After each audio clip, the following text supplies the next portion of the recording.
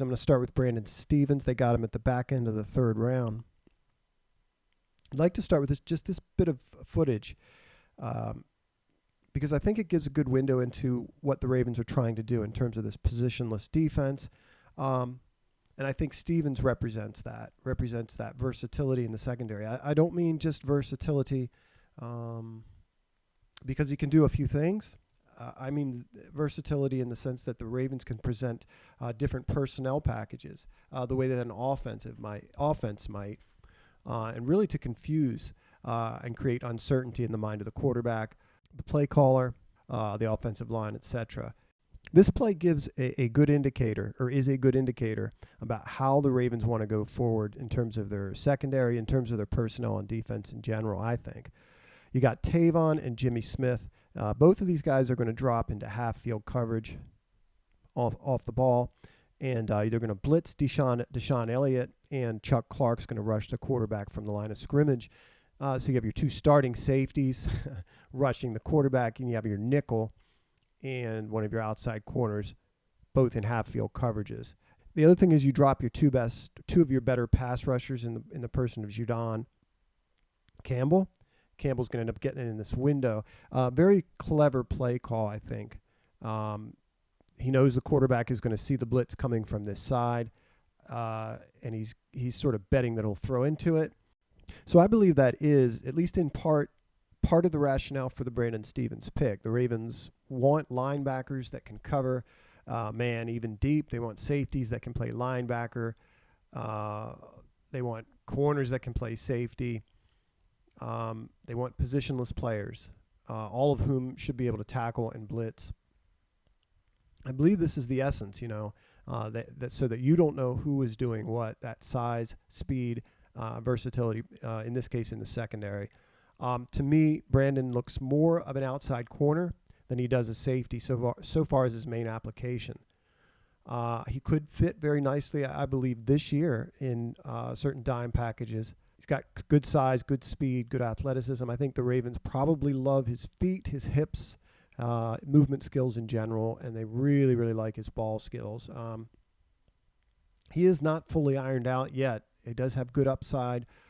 As I said, I don't like the idea of him having to learn to read coverages from the safety position, to having to come downhill, fill and hit. I haven't seen evidence of him being able to do that on tape. It doesn't mean he can't. I just haven't seen it. But learning about route distribution from a different position, I think, is a big hill you're asking him to climb, as he's just new to the corner position. The Ravens, to my mind, are very thin as far as nose tackle and what's behind Brandon Williams. Tyler Shelvin from LSU was on the board at the time of the Brandon Stevens pick. It could be that they were looking at him in the fourth round. He went a few picks before the Ravens' fourth-round selection. So clearly the Ravens love Brandon Stevens. They have grand plans for him. And after watching film and just considering the pick more, I really like it as well. I'm expecting a similar sort of rookie season for Oweh when compared to Patrick Queen. I expect him to be an impact player in his first year, and I expect him to be a productive player in his first year. We're going to watch some tape, both of Oweh as a pass rusher and against the run. Some things rather, that are encouraging to me as I watch him get after the quarterback that we'll try to highlight. One is his hand usage. It's constant. He's very aware of keeping hands off him and attacking hands across from him. He is consistent in that. He does need to become more precise in terms of hand placement. It's a bit sloppy and in need of refinement, but I'm encouraged by how frequently and violently he attacks the opponent's hands. Secondly, and very importantly, he has shown the ability to go through quality tackles, college tackles, and guards, and really has a jolt in his hands. In addition, you see in each game Oweh working inside, this jab step out, and the ability to get hands off and win inside. You start to put these things together, the ability to run through, the speed to win outside, the developing hand usage, the length, and the fact that he's winning reps inside. You see that there's tremendous potential and a very high ceiling. So let's get into the tape a little bit more.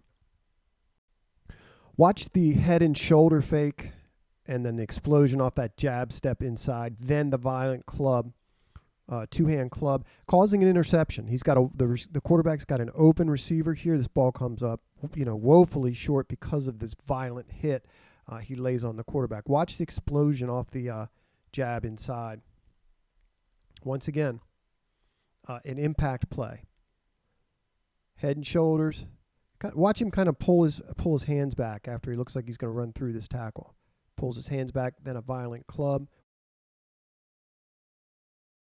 Then a big hit. Nearly takes the quarterback's head off. Watch it again.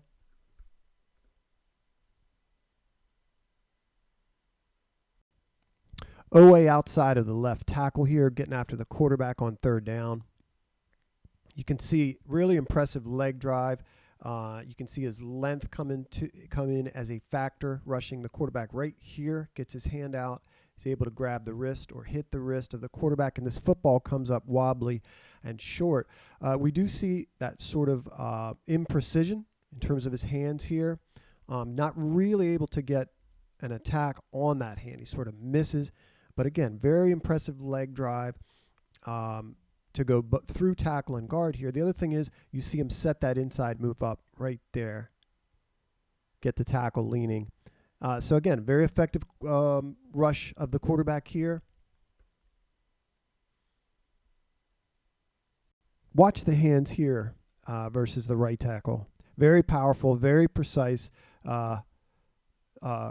swat, two-hand swat of the tackle's outside arm. And you can see a very explosive step just after he gets that hand off of him. I'm going to make two high-end comparisons, so take it for what it's worth. In the run game, his ability to chase backside, his athleticism in that regard, and his eyes in that regard remind me of T.J. Watt.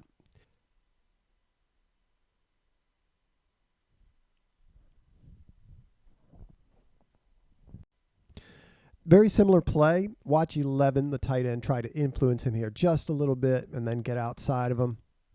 Still squeezing. The eyes pick up on the quarterback keep here. They can't get inside. They can't get outside on him. And watch him chase this play down.